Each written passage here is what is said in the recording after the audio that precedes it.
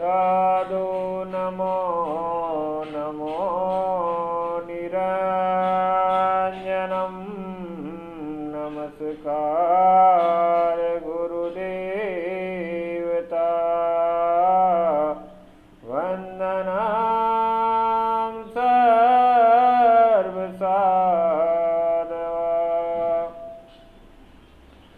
परिणामं परंगत परब्रह्मा परापरं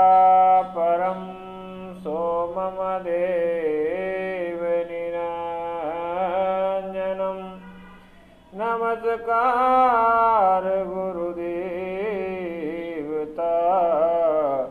तस्य दादोजी वन्दनं। जय गुरु महाराज की जय, निरंजन निराकार की जय, सत्यराम।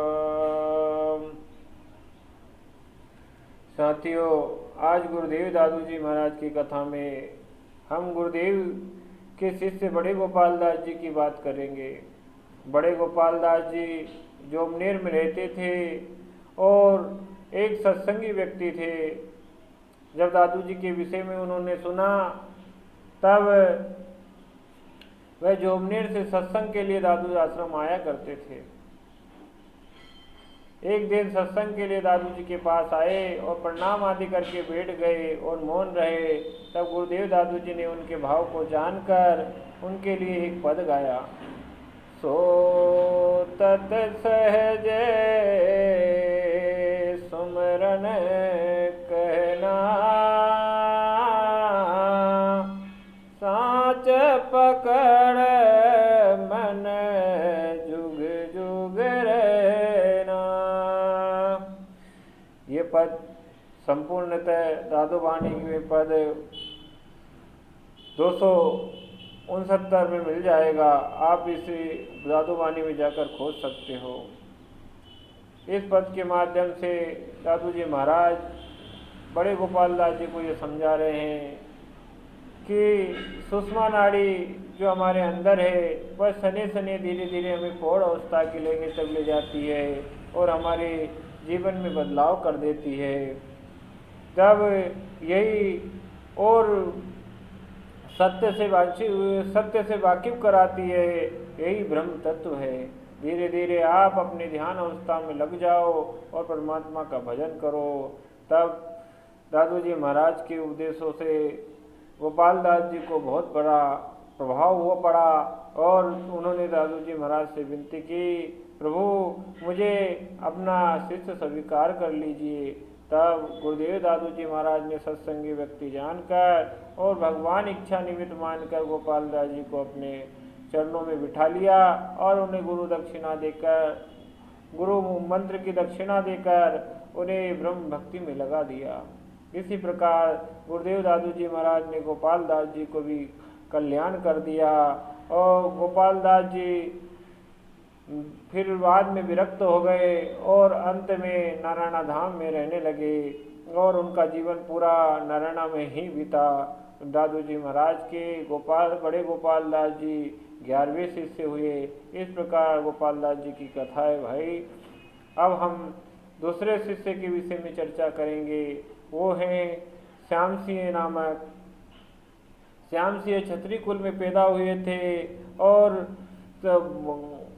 राज्य परिवार में बड़े पले हुए थे। लेकिन एक बार उन्होंने सोचा कि क्यों ना आप संसार को में ये सब चीज़ छोड़कर भगवान का भजन किया जाए।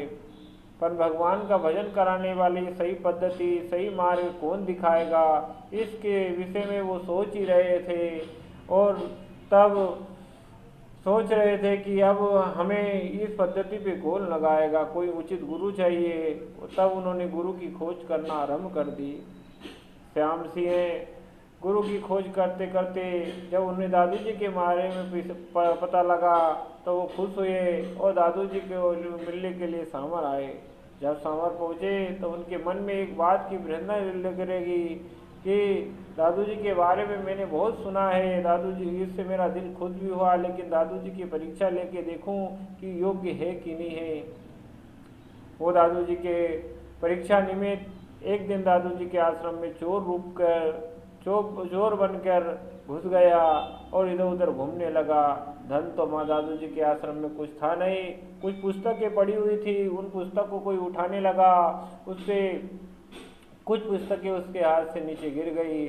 नीचे पुस्तक गिरने से संत जाग गए और संत जागने से वो संतों ने आवाज़ लगाई, पर वो दिख रहा था, अपन बोल नहीं रहा था। तब संतों ने सोचा कि कोई चोर है, इसलिए चोर चोर करने लगे। तब दादू जी महाराज ने कहा, भाई चिल्लाओ मत, यहाँ कोई चोर नहीं है। और फिर उन्होंने इस पद गा के सभी संतों को सुनाया, इत घर चोर न मुँह से कोई अंतर है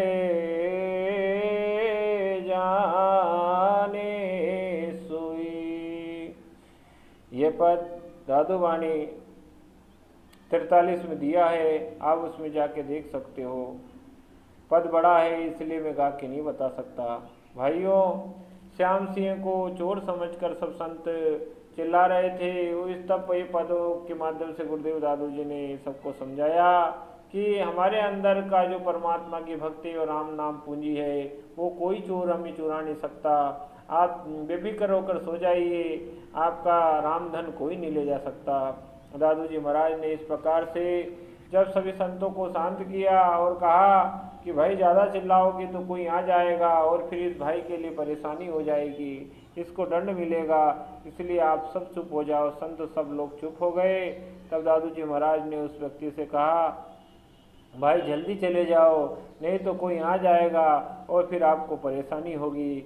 इस प्रकार दादू जी महाराज के स्वभाव को देखकर और उनकी दया निर्मलता देखकर श्याम सिंह बहुत प्रभावित हो गया और उसने मन ही मन सोचा कि मैंने बहुत बड़ी गलती कर दी। इस प्रकार ऐसे संत की परीक्षा लेकर श्याम सिंह उस समय तो चला गया, लेकिन सुबह जब हुई तब वो गुरुदेव के पास फूल प्रसादी लेकर चरणों में आके लौट गया और कहा, प्रभु मुझ पर दया कीजिए। रात्रि को मैं ही चोर बन के आया था और आपने कृपा करके मुझे जाने के लिए कहा। आप ऐसे दयालु, मुझे अपना शिष्य स्वीकार कर लीजिए। जब श्याम सिंह के वचन सुने तब दादू जी महाराज समझ गए और गुरुदेव दादू जी ने कहा, मैं जानता हूँ आपका भाव चोरी का नहीं था, आपका भाव मेरी परीक्षा लेने का था। तब दादू जी महाराज ने सारी बातें उसकी समझ गए। तब श्याम जी ने उससे कहा, उन्हें बार बार गुरुदेव को दंडवत प्रणाम किया और प्रभु मुझे अपनी भक्ति में लगा लीजिए, मुझे ऐसा उपदेश दीजिए जिससे मेरे जीवन का उद्धार हो सके। मैंने जीवन में बहुत अधर्म किए हैं, पाप किए हैं, मैं क्षत्रिय कुल से हूँ। इस प्रकार जब श्याम सिंह दादू जी महाराज से विनती करने लगा तब गुरुदेव दादू जी महाराज ने उसकी प्रार्थना को स्वीकार कर लिया।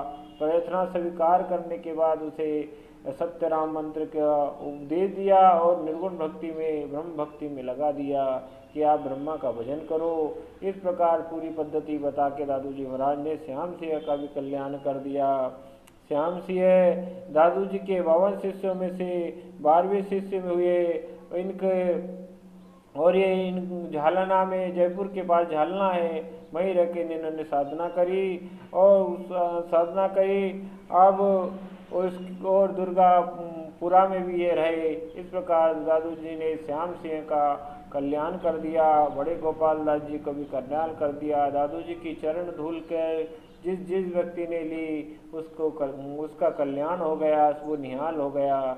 ऐसे कृपालु गुरुदेव दादू जी महाराज सब पर कृपा कर रहे थे और अपनी वाणी और शब्दों के माध्यम से लोगों का उद्धार कर रहे थे।